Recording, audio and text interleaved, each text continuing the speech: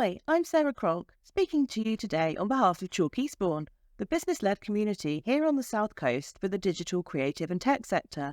The community is headed up by custom software firm Switchplane, who work out of the Foundry co-working space in Eastbourne. We advocate for working together to raise the profile of our sector within Eastbourne and the wider South East region.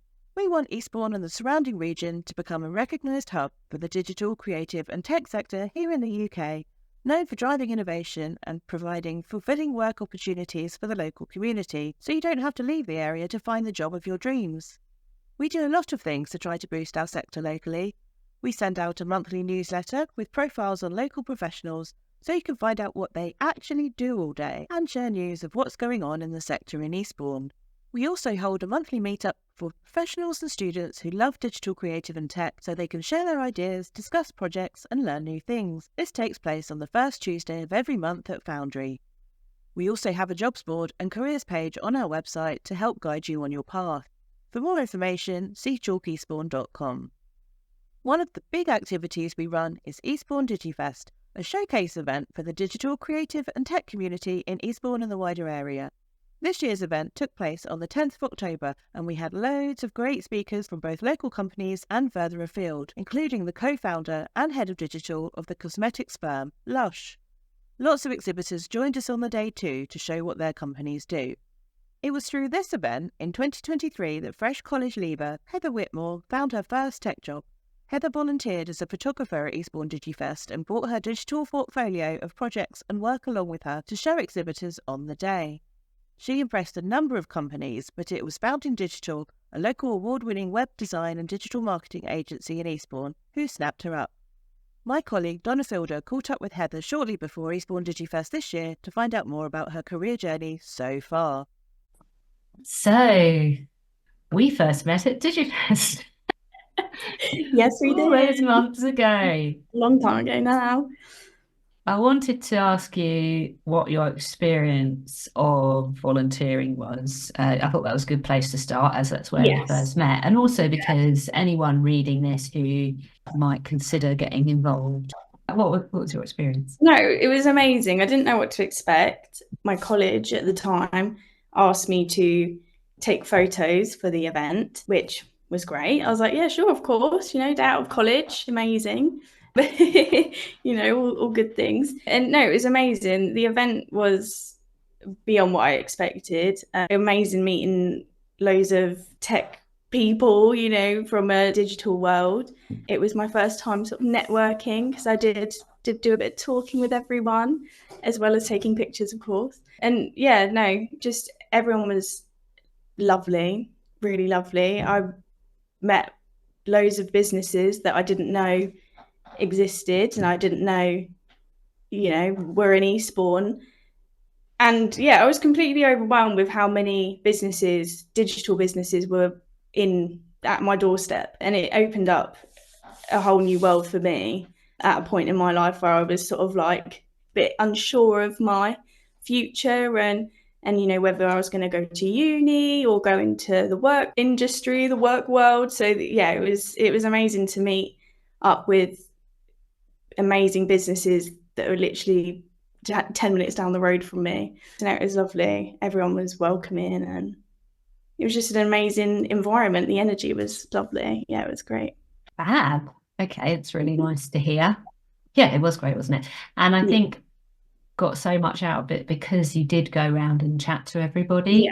Obviously, that does take a lot of confidence to do that, especially as it was your first time networking. Have you got any advice for others who might come along and want to do the same, but might be a little bit anxious about taking that step just to chat to businesses that are there? What helped you? What advice can you give on that front?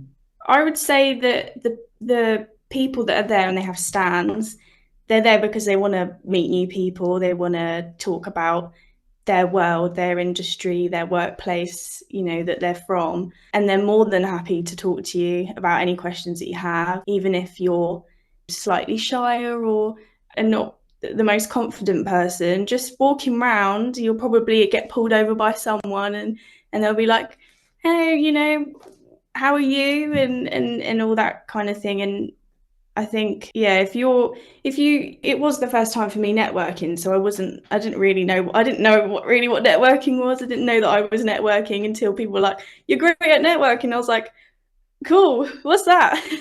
And I think you would just realize that you're just talking, it's just a conversation, and it will come more naturally than you realize. And you just got to take that step. And even if you don't want to talk to anyone, just turning up is great, because you're learning from all the industries, because you're just there. And I think that's a great step, especially all the talks then from people. You don't even need to talk to anyone if you feel, nervous or unsure. But yeah, no, I would say it comes a lot more naturally than you probably realize, because it's just a conversation.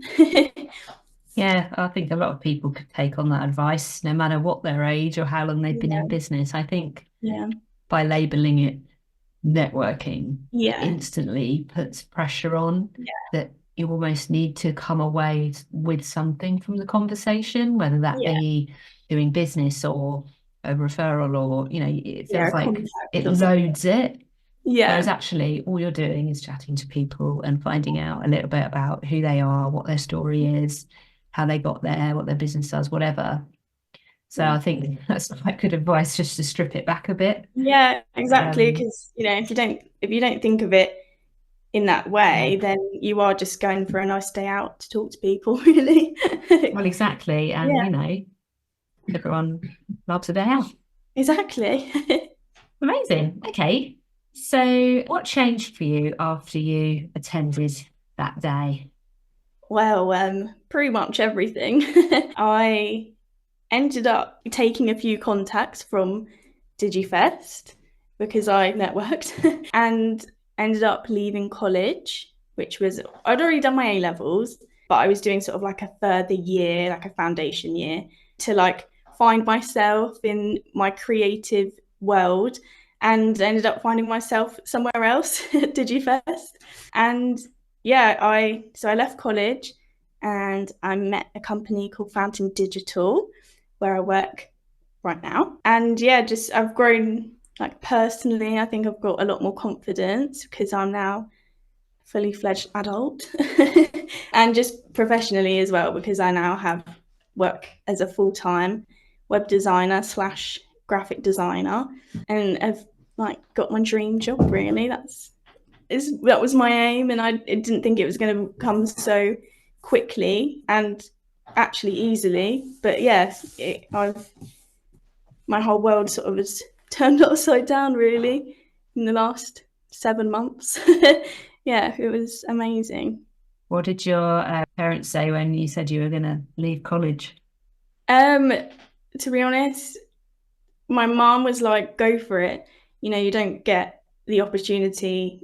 It's very rare to get the opportunity to work in the industry that you want to work in. It was a bit of a leap of faith, I guess, because it's like, oh, you're leaving college, but I didn't feel like I was growing at college. I felt like it was just a repeat of my A-levels.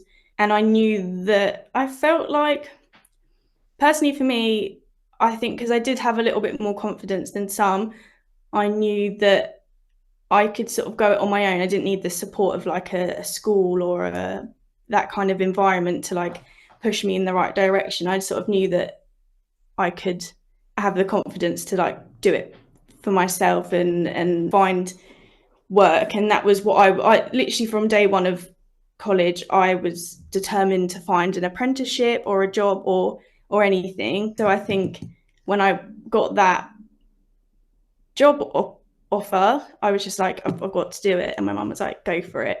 You just go for it. If it doesn't go well, it doesn't go well, but you don't know until you try. So, and it's going well. Excellent. That's what I like to hear. Yeah, exactly. You knew you had direction. You knew what you wanted to do. It's just a case of finding it, really. So that's amazing.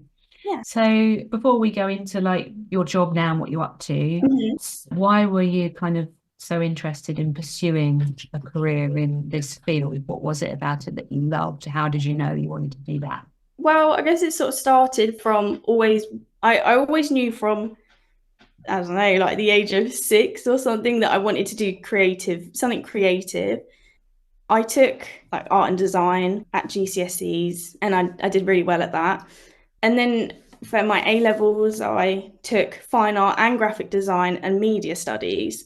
So they were all creative subjects, and I was always sort of more fine arty, like, you know, drawing portraits and painting and all that kind of thing. But that felt more of a hobby for me, because that was sort of like what I wanted to do in my spare time. But the digital side of things, I knew that I wanted to do that day to day. You know, that's not my escape. That's my like passion, if you know what I mean. So I knew I liked the whole digital side of things. So it kind of came through my media studies, where I had to like design a website, and through my graphic design, and it all kind of came together when I started designing websites. And I realized that this is like the perfect blend of my hobbies. Like, I can create visually and digitally, and just everything sort of came together. I think it was just the perfect blend of my sort of fine art, my graphics, and then my love of technology and media, and everything came together with that, really. So like, after creating a few websites and obviously my whole graphic design A level, I just realized that I needed to find a job in some kind of graphic design, web, you know, industry. And yeah, so that was my vision. So then I created like a portfolio and everything to make that happen, I guess.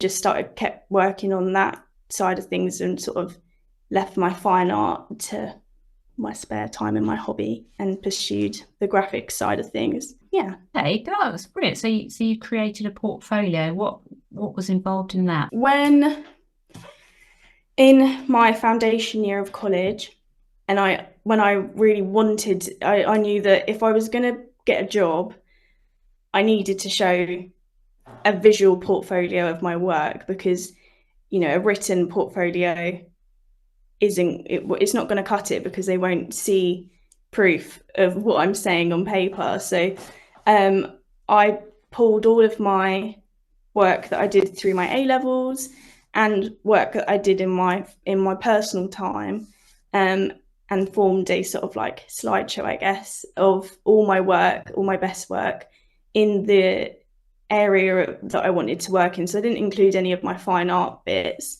but I included all my graphic design and web design projects, so that if I came across anyone in that industry, I could show them. That's what I did at DigiFest.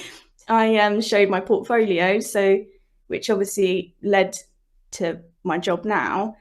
That was the best thing I could ever have done, is creating a design portfolio, I think. So if anyone wanting to get into the role of graphic design, digital media, or anything like that, I would say create a portfolio of the work that you do, because that's the best way to show, you know, a potential employer what you do, and why they should hire you, because they can see the work.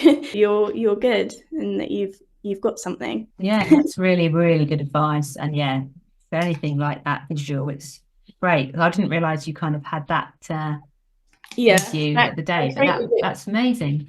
Pretty much a couple of weeks before, so it was one of those life things. Everything sort of fell into place. But yeah. Yeah, just came at the right time. Yeah. Amazing. Okay, so what is your current role? What does the day-to-day look like for you? So my current role is a graphic / web designer. My typical day starts at 9 a.m, where I might meet with clients to discuss their needs of a new website or a logo creation, potential graphic print designs like leaflets, or I've had card designs, illustrations, especially around Christmas. So it's a pretty broad day. Like there could be, you don't really know what's gonna, you know, what kind of work's gonna come in, which I love. I like the sort of variety of work that I do, which I always sort of wanted. I didn't want to do like just one thing. I wanted to make sure that my work day was, you know, broad and and different. Just, I would say, like, turn up at 9 a.m, make a coffee, brainstorm ideas for the new website or project. I use like the Adobe suite, so sort of Illustrator, Photoshop, that's pretty much always open on my computer, slowing it down. And just, getting client feedback, making revisions on new websites, constantly researching like design trends and looking at websites and how you can improve, and just constantly learning, always learning. Like, I've got a long way to go, but with like the support of my team and everything, well, not my team, but the support of my workplace is, I'm constantly learning new things, and I've come way further than I ever thought I could. So it's amazing. So how do you research the trends? Where do you go to kind of keep up to date? I would say my fellow Pinterest. I love Pinterest. Even just looking at competitors of that website, always looking at how the next person is showing that person's work. That's always a good way to start. Yeah, just all design ones like Pinterest. Even Instagram, it's, because of the old phone listening, I'm always, scrolling at home and I'll see this cool design. I'm like, oh, save that one for work. And, everything, just all of the sort of media around you, it always delivers you the trends and the what's currently working. And so I'm constantly being surrounded by new and exciting ideas, which I love because I love my job, and I'm always there on, at 9 o'clock at night, like scrolling, looking at new things I can do and integrate into my work. So I would say my role is non-stop, because I always like to research new things, and it excites me for my next day. Definitely. I think that's it, isn't it? If you've got a passion for it, you're always looking for it. And you're always, you never miss a trick with it because you're so tapped in. Yeah, exactly. That's really good. Like it's just part of your life, isn't it then? Yeah. That's awesome. So aside from the creative skills that you're gaining, what would you say has been your sort of biggest learning since you've been at Fountain? So for example, I'm guessing, communication is a really strong skill that you need to learn, liaising with the clients and the team. What would you say has been some of those core skills that you've really developed? I would say, like you said, communicating with clients is, has been a big thing to learn, and I'm still learning. I would say not taking things personally, because it's very easy in like the creative world and industry to, that this is your work. And I've always been someone that whenever I create something, I don't want to show anyone, because it's like my work and it's very personal. But obviously I'm creating things for clients, so I've got to show them eventually. And it's getting over the hurdle of like worrying. You need to sort of forget, and you don't need to, how can I say it, like getting over the hurdle of people's opinions, because opinions are an amazing thing, and feedback is amazing, because quite often a client will say, I like this, but could it be like this? And then you'll be like, wow, that's a great idea, and that's something I could never have have come up with. And I think it's just that it's coming over the, I don't know, coming over the sort of hurdle of critique and feedback, because that's something you sort of learn over time. And if someone doesn't like something, to not get offended by it, just to take it as like a learning opportunity to grow the design and grow as a person. And I definitely think I have evolved in that sense, because I don't take it personally, because it's their industry, and they know it far better than I do. So if I'm not showing it in the way that they imagine, then I can then learn from that and create something even better, which I love. I like, and I think I've found that feedback is a good thing, and you don't need to hide your work, and it's great to show it, because yeah, you usually come up with something even better with the help of others. Yeah, I think that's probably been the main thing. That is a really important point, I think, for anyone coming up through, thinking of getting a career, is having that. It's resilience, isn't it, really? Because it is so easy to take things personally. If you've had a really strong idea about something, worked really hard on it, and I imagine it can be quite jarring if somebody then says, oh no, I don't like that, or I don't like a big portion of that, can you change it? It's almost kind of detaching yourself from the end goal of that you saw, and kind of understanding that it is an end goal as a team, the client being part of the team. Exactly. And being flexible to that. But I imagine that that is something that's quite hard, especially starting out, to get your head around that. And it does take quite a strong degree of resilience to get past that. Especially coming from a school environment, you don't, that's the one thing and that you don't get, because it's always called a mock project. It's always this sort of fake project that's been created for a fake client brief, that's been created for the course, or for that particular bit of the program. So it's kind of the one bit of, you can get obviously feedback from your teachers and everything, but they're not the real client. They're just trying to get you the grades, so that's the one bit you can't really prepare yourself for. But I would just say showing people around you your work, because I didn't do, I found that hard, just to show your loved ones and your friends and all that, your work. That's probably the best thing you can do, because you can get their honest feedback, and that's probably the only way you can kind of prepare yourself for the real working world of client feedback and everything. So I think that's been my biggest sort of learning curve, being in the industry of what I do. Brilliant, thank you. It's all really, really useful. What's the favourite part of your role? I would say I like the structure, the creative sort of process that you follow, sort of the meeting with the client, the initial design, the sending it off to the client, and then making the final product. I like the structure of my role. I like turning, something from that was a client's vision from the beginning into an actual design that then their clients can look at and use, and it can make a great impact on their business, because you're creating something for their role, for their business. It's just a great positive impact that my design can make on their business.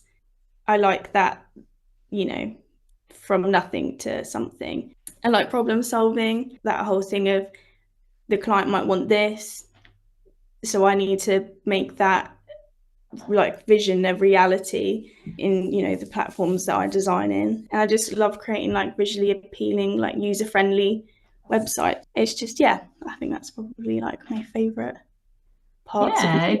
It must be so cool to the more projects you do, the more you can be like, oh my god, I did that. Exactly. And how it evolves as well must be quite interesting, from the sort of starting brief to what then you get at the end. You're never really going to know that, so that must be quite interesting to see how things evolve and the different rounds of feedback. And I'm sure some projects are quicker and go more smoothly, others not so much. Every project is going to be different, isn't it? It goes back to that sort of variation. Because I've got projects in industries that I might not know much about, so then I get to do the whole researching the industry and creating and realizing, wow, I love this design, and I would never have thought that this industry could sort of have such a great design, sort of construction and all that kind of thing. That's sort of out of my comfort zone, but then that could be then my favorite design. It's being pushed out of your comfort zone is actually quite fun at the end of it. Sometimes it's hard at the beginning, but the final project, the final work it's quite rewarding, especially when you've been pushed sort of further than you thought you could. So yeah, exactly. Challenging you, isn't it? Yeah. More and more, Yeah. and you sort of enjoy the research element Yeah. as well. And I'm sure you're kind of inspiring the client as well, because obviously design's not their area, that's why they've come to you, but to help them gain that kind of understanding.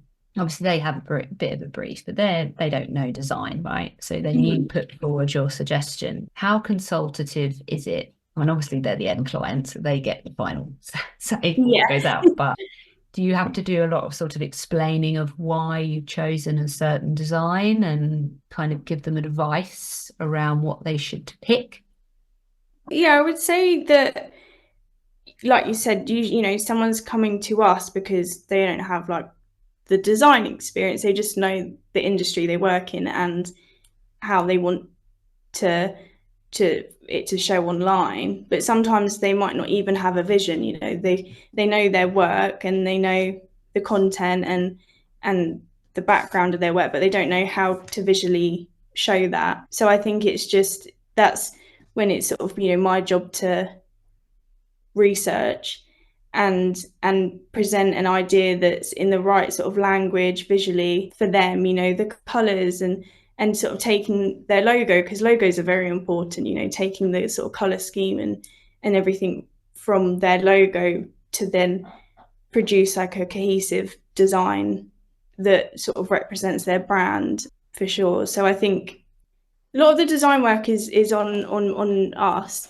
And then further into the process, that's when they can visually see it. So then they will be like, I think this should be different, or this should be different. And then that's when that kind of happens. But the initial sort of process is for us to kind of take what's in their mind just and put it onto a website. And then it becomes more of a like discussion and like brainstorm sort of in the middle stage, I think. Yes, exactly. Because you can't, it's so much easier to give feedback once you've got something in front of you rather than just having a blank page. So that makes total sense, really.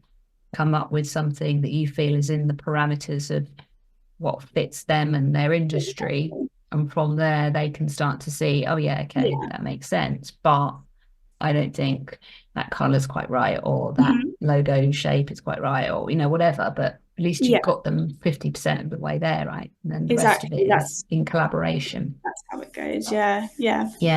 No, that's really cool. All right. So this question: what advice would you give to anyone wanting to get into the industry? You have covered one of the things so far, which is create the portfolio. I think that's a really good piece of advice that everyone could take away and work on.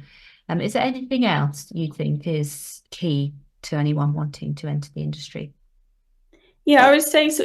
Like number one, it would be build a portfolio, sort of gather your work together so you sort of know yourself and your work. And then I would just say continuously keep learning and designing and creating what you want to do, because the more you do it, the better you'll get. So the more skills you'll have. I would say networking is definitely a good thing, because you can show the industry and businesses your work and get feedback from them. You might not get a job from them, but I know from talking to people at DigiFest, I got a lot of help with go on LinkedIn and use those platforms, those networking platforms to show your work. I would say putting your portfolio onto LinkedIn is a great thing to do, because you can connect with people. I mean, that's what happened with me after DigiFest. I connected with one that I met there, and then new people from outside. I would say that's a really great way to get into the industry you want to get into, is use LinkedIn.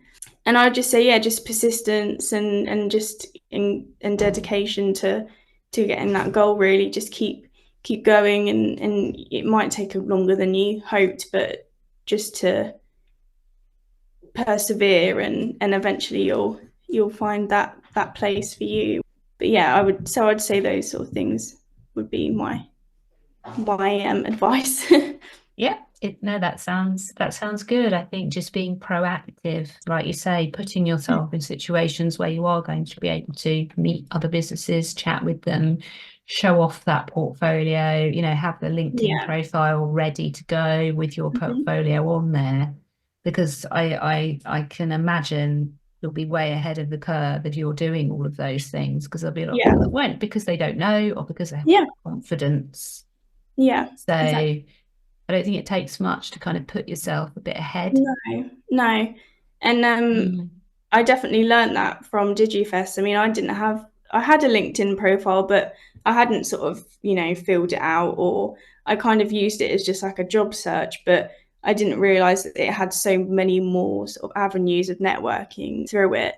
So I would say really create a strong profile on LinkedIn, because it's a great platform to meet new people. A great example of, media at its finest, like connecting you with people in your area, and yeah, I think that was definitely key for me, because it just opens. It was all like the connections I met, and I had everyone's net numbers and everything through that, and I could message everyone again. So I think that's it was great for me. LinkedIn really helped. Really good. There's going to be another LinkedIn talk at DigiFest, actually. Oh, that's good. So should be good for everyone. Yeah. What do you love most about living and working in Eastbourne? Well, I think I've found like the charm of it sort of more recently, from sort of being at school and stuff. You always hear negative things and everything, and from like young people, but realized more recently it's like charm, and it sort of opened my eyes to it. I love that we live by the sea. It's beautiful. Take some walks. I work in the town centre, which is always nice to sit on my break to go out and walk through the town. I think it's quite a friendly community. It's it's got lots of great places like the galleries and the theatre and everything. It's got a nice vibe to it, and yeah, it is just actually quite a nice town, and I didn't realise it, but I've found charm to it that I didn't see before. And no, I really love living in Eastbourne. It's just a lovely place. I think I've sort of travelled a lot more around the UK, and I just think actually like coming home. It's a nice place to live. Beautiful walks and everything. Yeah, no, it's lovely. I do. You've grown into it. Yes, definitely. I think it is especially good for someone who is creative. Yeah, 100%. I mean, you mentioned the galleries, and you've got the Devonshire Quarter, a lot of theatres. And I guess just being by the sea provides an element of inspiration as well to someone who's creative. I guess I'm not particularly creative, but no, I imagine with the countryside, the sea. It's a calming sort of escape just to look out to the sea. I think it's there's like a nice freedom to it. You're not sort of trapped in like a city, where everywhere you look there's just buildings, and there's also a beauty to that, and architecture and everything. But I think it's nice that we've got both. We've got the open airy spaces and like the downs and everything, but then we've also got a nice sort of hub of galleries and the shopping centre and everything. It's a nice blend, I think. Definitely, I agree. Okay. If you had the power to make some changes to the town in order to attract more young people, and budget wasn't an issue, what would you do? This is a hard question, because it's like there's always sort of elaborate things that I would want personally, like maybe a Disneyland down the road or something. Where I don't know, there's a lot that would be great if Disneyland was around the corner. But I think I would just say maybe more activities, a lot like places to go for young people, like creative like places, just injecting more money into the bowling alley, and making that bigger, and and the mini golf and all those sort of like activities that are nice for young people to do. I think that would be cool, to have like an unlimited budget to upgrade those to make them like, you know, the best places. we have it all there. It would just be nice if we could like upgrade it somehow with more money, you know. But I think that will happen over time. I have seen it. I mean, the bowling alley's already improved. You know, we've got the nice new cinema. You know, we're getting those places now. The mini golf on the pier. Yeah, so it is starting to happen. So I would just say that, you know, investing more money into those places. Yeah, so we don't, you know, because people take day outs to Brighton and stuff like that. But really, it doesn't have any more than what we have. We just don't really realise it. But so, yeah, I would say just that kind of thing, really. Yeah, make them, and ideally make them affordable, because I guess some of those things, they all cost money. Yes. What do young people not have very much of? No, unfortunately. Money. So it'd be nice, I guess, if like you say, you could upgrade them and then perhaps do like, and maybe some of them do already, I don't know, but like discounts at a certain time or a certain day. Yeah, exactly. Go down, get them used a little bit more. Creating more of them, you know, because there is a lot of us now, you know, and you always have to pre-book things, and always, you know, and sometimes get let down because they are already fully booked. I think just, you know, injecting more money into creating more places, there will always be something to do. And like you said, sort of happy hours for students and stuff like that, like, so it is discounted on certain times and days. I think that would be great. Yeah. And a theme park, like you said. Yes, and Disneyland. Disneyland, you want it specifically Disneyland. Yeah, or like Universal, or like just some big theme park, you know. Anyway, no, it's not much money at all. We do definitely need something like that here. There's nothing near enough. I mean, I know there's Chessington, but that needs a serious overhaul. Yeah. And Paul's Park's really good, but it's like over 2 hours away. It's like we do need, and I think it would drive so much. It would. Business down here. Money. Yes. So we should I'll start building one. You design it. Yeah. Yes. You do the design and then take it to Josh, or whoever wins the election, and go, right, this. I think you should do that as a little pet project. Just design the theme park. I'll keep lots of that. Yeah, do. Want to see it. Yeah. So if you've not got enough to do. But anyway. Exactly. Okay. So final question then. What are your hopes and dreams for your sort of, you know, future? What's the plan? Do you know what? I would say that I like, for the future, I mean, I like that education is finished, as in the education of school and college and all that kind of thing. Obviously, I am constantly learning all the time, you know, that never ever stops. But I think just actually enjoying myself, you know, and enjoying that I have that job there, and I don't need to sort of, I think just the security of that, you know, having, just enjoying what's around me, like appreciating Eastbourne, you know, and just taking it day by day and appreciating what I have. I think that's just what I you know, I don't need to sort of, you know, push for anything really. And at the moment, I don't think I'm really happy where I am.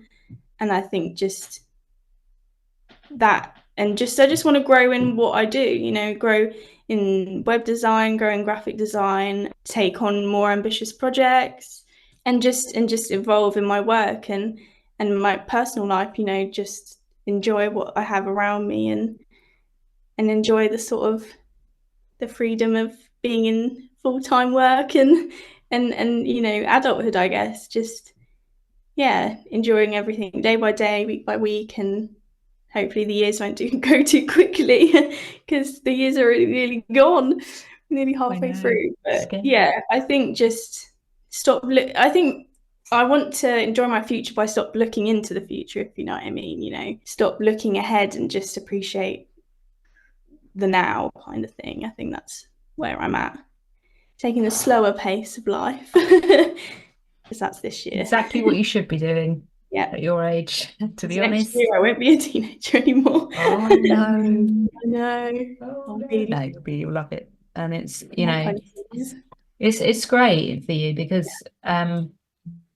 you have now got that job security, like you said, you've got some money coming in, and so the pressure is off, really. Like you say, you're still being challenged, you're still learning all the time, you're in your job that you really wanted, so you can just not sit back, but just enjoy it and take each day as it comes and see what comes next and have some fun. My God, I know, you're so young, just have some fun, explore the world, see a bit of the world, and don't take anything too seriously. And I think that's because I always have done with school, and I think the pressure of the whole education system, it's a lot, these sort of anxieties that come around constantly being tested and constantly having exams, and I found that quite hard. I am quite an academic student, but I did find it hard. I had to obviously study a lot, and the sort of anxiety towards the tests were hard, and